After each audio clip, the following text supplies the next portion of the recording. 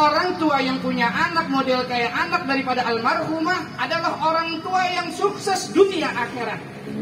Karena anak bukan cuma sekedar nyambung keturunan. Anak bukan cuma sekedar bahasanya dapat warisan, bukan. Tapi anak yang lebih luar biasa adalah menjadi investasi akhirat buat orang tuanya ketika orang tuanya udah meninggal dunia. Ini yang kudu dijadiin anak.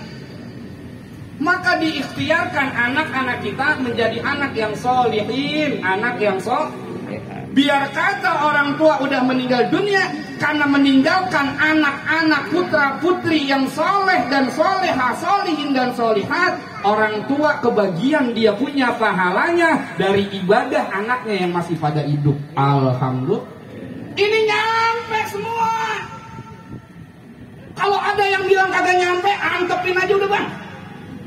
Kalau ntar ada berkat lebih, ada makanan lebih, anterin ke rumahnya, liatin dicaplok apa kagak. Kadang dia tahlil kagak demen sama berkat digaras. Betul apa kagak? Nggak demen haul, kagak demen maulid, nggak demen roahan, nggak demen agama kayak begini. Giliran sohibul haul dari keluarganya, bagiin kain atu-atu, dibagi dia tuh kain, dipakai buat sembahyang. Padahal tuh kain bid'ahnya, mereknya itu bid'ah. Di bawah merek bid'ah dipakai sama dia. Coba itu. Lah kalau kita kan memang ngikutin guru-guru kita, betul apa kagak? Bersandarnya kepada Imam Syafi'i. Imam Syafi'i Muhammad bin Idris bin Abbas bin Utaman bin Syafi'i bin Abdul Manaf. Dia dari punya bapak, dari punya ibu. Imam Syafi'i punya ibu namanya Fatimah. Fatimah punya ayah namanya Abdullah. Abdullah punya ayah namanya Al-Hasan. Al-Hasan punya ayah namanya Sayyidina Husain. Sayyidina Husain punya ayah Sayyidina Ali. Sayyidina Ali adalah suaminya Sayyidah Fatimah binti Rasulullah. Darah yang mengalir pada badannya Imam Syafi'i, darah baginda Nabi kita Muhammad. Dan Nabi Muhammad bukan manusia sembarangan. Bukan Allah nggak mau jadiin makhluk yang lain, dan Allah nggak akan ciptakan ini jagat raya melainkan karena baginda Nabi Muhammad. Terpelihara Nabi Muhammad terus sampai Nabi Adam alaihissalam adalah orang-orang pilihannya Allah subhanahu wa ta'ala. Jadi bukan orang sembarangan. Nabi Muhammad bin Abdullah bin Abdul Muttalib bin Hasim bin Abi Manaf bin Qusay bin Hakim bin Murrah bin Ka'ab bin Lu'ay bin Ghalib bin Fihr bin Malik bin An-Nadar bin Kinana bin Huzaimah bin Mudrika bin Ilyas bin Mudar bin Nidar bin Ma'ad bin Adnan bin Adi bin Adab bin Hamiyah bin Salam bin Binta bin Sa'id Suhail bin Jamal bin Haidar putra Nabi Ismail. Nabi Ismail putra Nabi Ibrahim alaihissalam. Nabi Ibrahim dia punya ayah namanya Lamik. Apa nggak sampai situ tuh? Sampai situ aja manggut-manggut sih udah demen aja tuh ya. Kalau saya lagi ceramah udah manggut-manggut aja sih udah pengen wassalamualaikum. Berarti udah namanya udah pada apa, udah pada paham. Lamik bin Matusali terus sampai ke atas itu, sampai kepada Nabi Nuh. Nabi Nuh punya ayah.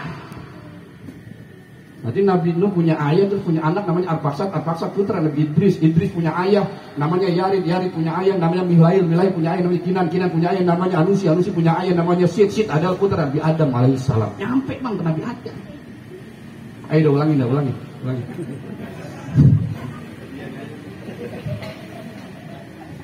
Iya emang lempangan begini mengapa ini susah bang, apalagi mikirin corona mulu. Corona jangan pikirin bang, gak usah takut ke corona. Khawatir boleh, takut jangan. Gara-gara corona takut sama corona, bayang kagak ke masjid, ngaji kagak ke majelis taklim, kondangan kagak, ke masjid saudara kagak, ke rumah guru kagak. Kenapa sih bang takut sama corona? Kagak boleh. Salaman kagak maunya main pukul-pukulan. Apa itu? Lu salaman begini lu sampai ngajarin. Habis salaman begini, mana orang kuru sama kuru, tulang ketemu tulang. Habis dari atas tuh tulang. Nggak ada udah mamin muslimaini yaltaqiyani fayatasofahani. Bersalaman, yang namanya salaman kulit kanan dengan kulit kiri bagian dalam telapak tangan ketemu. Ini namanya salaman nih, salaman. Illa ghufira lahum ma qabla ayyatafarraqa. Maka dua orang tersebut diampuni dosanya sebelum keduanya berpisah satu dengan yang lainnya. Ya Rabbana. Kagak boleh salaman, padahal manfaatnya banyak. Kan corona Ustaz, nggak boleh takut, khawatir boleh. Saya ulangin, takut kagak boleh, khawatir. Khawatirnya kita tertular virus, keluar dari rumah pakai masker. Ini namanya khawatir. Diikhtiarkan kekhawatiran kita pakai masker. Saya masih pakai masker di atas 1.000 atuh. Kalau murahkan malah cepak 10.000. Itu namanya khawatir. Salaman nggak apa-apa. Saya takut sama corona, salah, salaman aja. Khawatir start nempel virus coronanya, pakai hand sanitizer, botol kecil goceng, taruh aja di lepitan kain. Udah habis salaman, sempret tangannya. Majelis akhir saya ikutin Sayyidul Walid, Habib Ali bin Abdurrahman bin Ahmad bin Abdul Qadir Sejak. Pesannya begitu. Selesai majelis saya paranin ke mobilnya, itu Habib Ali lagi disemprotin tangannya sama Habib Toha putranya. Disemprotin tangannya pakai sanitizer. Apa kalau kata Sayyidul Walid? Mulia, ini bukan takut sama corona, tetapi khawatir sama corona, dan ini ikhtiar daripada kekhawatiran. Jadi takut kagak boleh, khawatir boleh. Pakai masker tetap, bersihin tangan sama hand sanitizer tetap, itu kekhawatiran. Nah kalau seumpama kita semua pada khawatir, pada takut berlebihan, ini kan gara-garanya akhirnya ibadah kita berkurang, pahala kita mungkinan kagak ada. Tujuan kita masuk surga. Lah bagaimana kita masuk surga? Nanti di hari kiamat ada timbangan namanya mizan. Pahala dan dosa ditimbang. Nggak akan ada yang bisa ngelak berapa berat pahala, berapa berat dosa. Semua ada catatannya. Dan kita ngarepin semua beratnya itu pahala dibanding beratnya dosa, supaya bisa masuk ke dalam surga. Bagaimana mungkin kita bisa masuk surga kalau pahala kita ringan dibanding dosanya? Sholat masjid kita lain-lain. Ada yang takbirnya Allahu Akbar. Ada yang takbirnya Allahu Akbar. Ada yang takbirnya di sini Allahu Akbar. Ada yang takbirnya Allah. Masjid kita belakang orang. Itu bagian yang belakang sampai ditarik itu nya. Bagian ke situ. Ada yang ngagetin Allahu Akbar. Ada yang ditaruh di dadanya.